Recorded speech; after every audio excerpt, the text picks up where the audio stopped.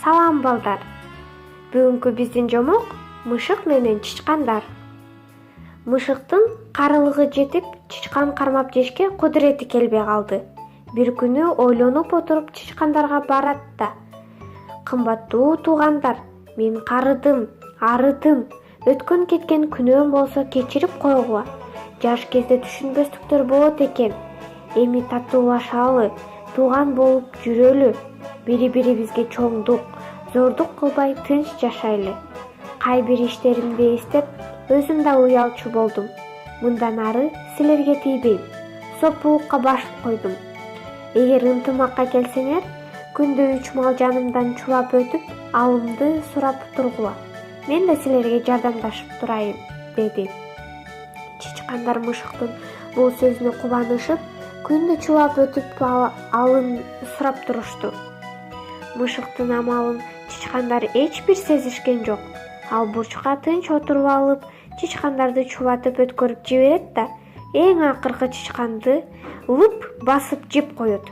Күндө 3 мал, 3 чычкан жеп, өз ишине ыраазы болуп жата берет.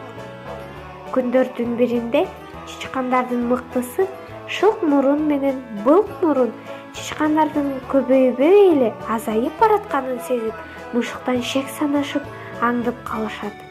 Бир күнү шылк мурун алдыга, былк мурун артка түшүп, бардыгы өтүп бүткөндө амандыкты билдирип, бири-бирине үн салууга убада кылышып, мышыктын алдынан чубашты. Өтүп бүткөн кезде алдыдагы шылк мурун: "Сен кайдасың, былк мурун?" деп кыйкырды.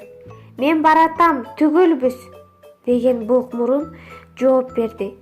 Мышык былк мурунду жей албай калды. Арадан дагы көп күндөр өттү. Мышык бир да чычкан жей албай, ачкадан өлмөй болду. Акыры анын ачуусу келди да эң артта келаткан шылк мурунду качырып сала берди. Алды, арттын абайлап жүргөн шылк мурун булт берип ийинге кире качты. Аны көргөн чычкандар мышыктын алдамчы экендигин билишти. Ошондон кийин чычкандар жоолобой коюп, мышык ачкадан өлгөн экен. Ушундай кызыктуу жомок. Жакшы жаткыла.